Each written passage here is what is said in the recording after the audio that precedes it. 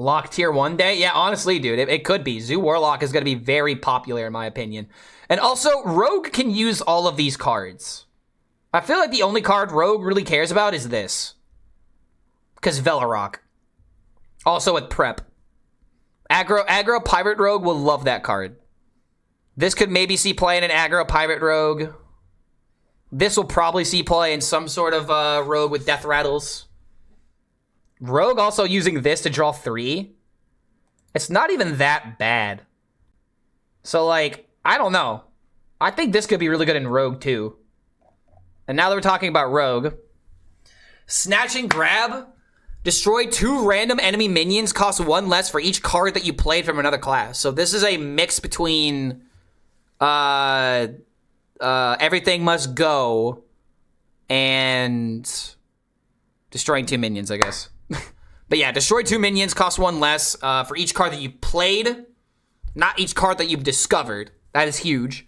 I feel like this is just going to go in Mining Rogue, but at the same time, Mining Rogue doesn't need this. This card feels like it's trying to push Burgle Rogue, but you have to play 8 cards? That's kind of hard to do, I feel like. But I don't know. Rogue has a way of finding a way, you know? This card might still be good, but I feel like there's going to be better options for Rogue. This card just seems a little bit like too much setup for not enough payoff. Kiving Conman. It's Saul Goodman. 4 mana, 4/4 pirate. Replay the last card you played from another class. This card I feel like has to be good, but I have no idea where it's gonna go. 4 is still good. I guess you could just play this for 4 mana, but still, aren't there better cards to run? Like you have Dubious Purchase, for example. I would just rather run Dubious Purchase and always, like, you know, draw 3. And maybe, you know, play it with Prep for 2 mana. And make it better that way. But Conniving Conman. How do we utilize this? Like, outside of just, you know, I get a card from Scorpion, I play it, and then I play Conman. It just feels like the only way that you're really gonna be, using this card. Either that or in a Burgle deck and you have a high roll and then you play this again. Well, like, for example, if you get like Sunset Volley and then you play 2 of these, it's GG, man. I just thought Clark Party Planner Vonia can work well with Rogue and Spectral Cutlass. I do not believe so. Cutlass Rogue with the Warlock cards. That's not a bad idea. Seashill. She sells seashells by the seashore. 3 mana, 3/2 pirate. The next card you play from a non-rogue class costs 2 mana. So you can set this up. That's important. You can play this on turn 3, wait for you to get another card, and then you can utilize this. That's just a pretty useful effect right there. Scorpion will slowly get worse as the spell pool grows as well. I mean, that is true, but I still feel like Scorpion Rogue has so much tempo. After you play it, after replacing your hero with a hero card from another class, is there a rogue card that you want to repeat? Oh, you know? I can't think of a rogue card I would want to repeat. Because there's not a lot of rogue cards that, like, really deal, like, a whole lot of damage out of nowhere. It's like, you know, support cards and whatnot. So, like, in Rogue, like, I mean, outside, like what, like another Drilly or something? I mean, Tez. Repeating a Tez, maybe? But then again, that's not how that works, because it would just play the minion. Voltron? Wait a minute, Goldbeard? Yo? But wait, it's a spell, isn't it? Wait, no, it's the last card.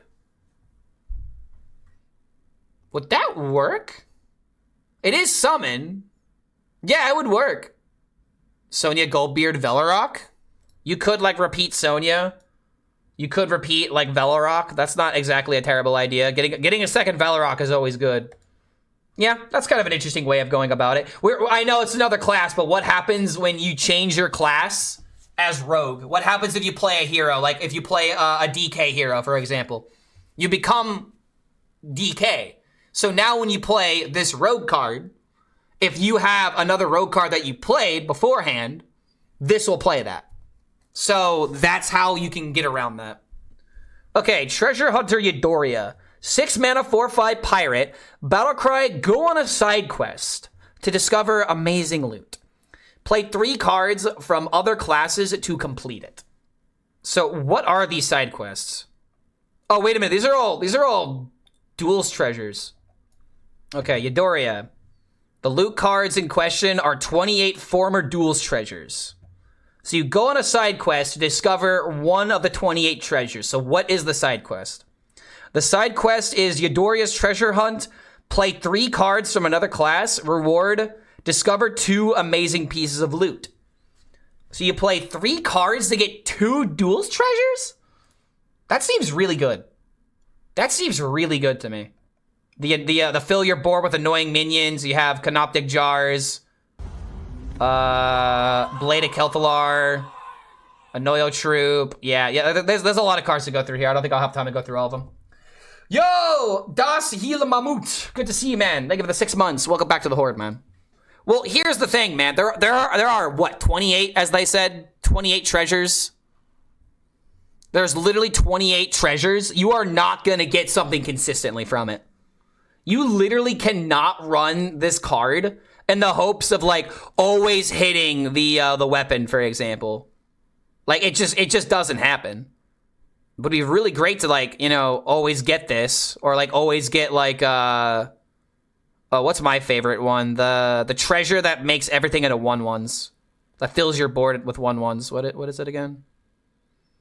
Ancient Reflections. Yeah, that one. This is my favorite. But yeah, keeping duels alive. I like that they're trying to like, you know, keep the sale up. You know what I mean? Who can take it from Rogue? It would be Paladin. So Paladin also has dual treasures because they can run the Yadoria. But at the same time, Paladin finding cards outside of its class, you essentially need to run extra rogue cards as well. So you wouldn't just run this with the Lanessa. You would have to run some other cards, like running this, for example. Getting 2 random 1-drops from other classes would be kind of good, though, for Paladin. But yeah, not getting ahead of ourselves. 3-mana, 3/3 Pirate. Battle Cries set the attack and durability of your weapon to 3. Obviously, this works really good with Quick Pick, but I really don't think this card is as insane as I originally thought. If you don't have that 1-2-3 curve, this card is bad. Now, granted, if you play this on 3, your weapon becoming a 3/3 is a big deal. And if you like maybe like play this on like 4, you know, for like the same effect, maybe. But like, I feel like Pirate Rogue isn't gonna want to focus on its weapon. Your hero power is a weapon on curve, yes, but again, I'm trying to think of something outside of just playing this on 3. You're not always playing this on 3. Virtue Painter Clark. Oh my god, no. Oh god, you can't just do that. They're gonna have to nerf that card. They're gonna have to nerf Painter's Virtue. Why would you do this? Why would you remind me? Yeah, okay, this does kind of break Paladin. How many good weapons are there in Paladin? There's the Whack-A-Null, so you can get weapons from the past. A 3/3 muster for battle. Disco Maul's kind of bad. This is already a 3/3. This is a 3/4, but you can get more durabilities. Having 6 attacks with Horn the Windlord is actually super annoying. Why does that card even have lifesteal? Because Paladin never has enough lifesteal. I don't know, dude. I don't know. But yeah, Quick Pick, Record Scratcher. Water Cannon's not terrible to set back, I guess. Spectral Cutlass is useless. Yeah, I don't know, dude. If this is really just going to be played in hand buff Paladin, I'm going to cry. Oh, we got another weapon. Wait a minute. 3-mana 2/2 Metal Detector. After a hero attacks and kills a minion, get a coin. Okay. So Wishing Well support. More coins, more things to do in Rogue. Getting coins with a weapon's not terrible, but you have to kill the minion. Also, this is 3 mana for a 2/2 weapon. Ugh. Double Anessa, double coins. Aww.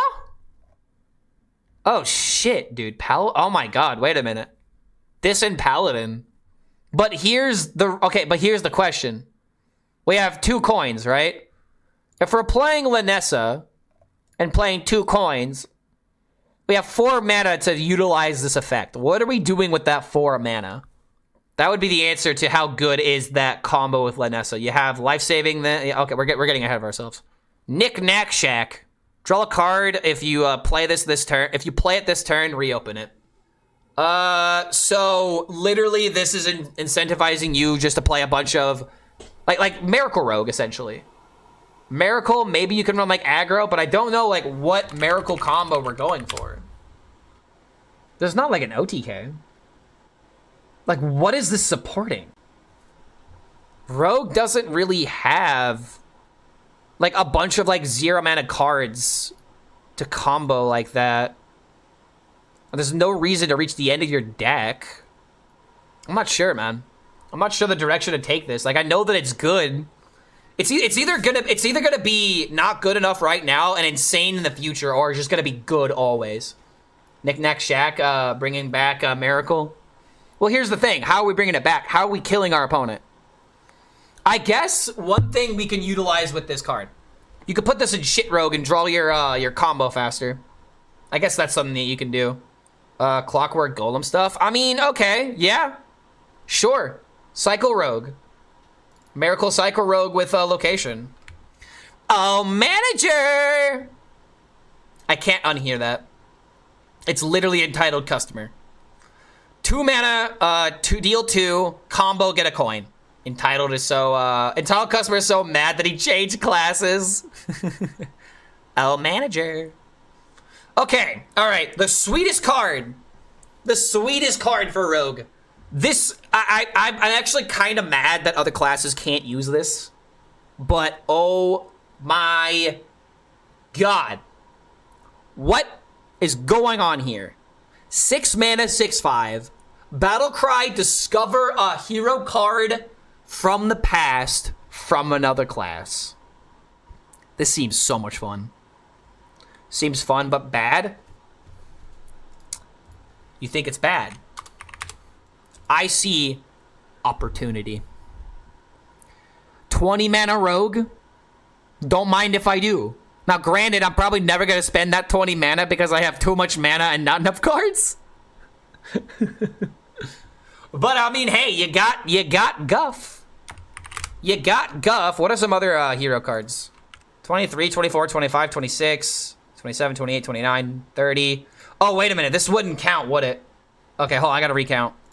1, 2, 3, 18, 19, 20, 20. Oh, wait, the Galakrond's not... Yeah, you wouldn't be able to find the Galakrons. 1, 2, 3, 4, 5, 6, 7, 8, 9, 10, 11, 12, 13, 14, 15, 16, 17, 18, 19, 20, 21, 22, 23, 24. So there's 1 in 24. So 1 in 24. Why is Galakrond not discoverable? For one simple reason. You could only make Galakrond better if you have Invoke cards. And you don't have the Invoke cards playable, so there's no point in literally getting like such a low roll that you're getting summon 1 random demon. This is such a feel bad moment. Oh, it's 22 because of the rogue cards. Okay, thank you. Thank you. Well, if you transform into a different class, you could find these two. But yeah.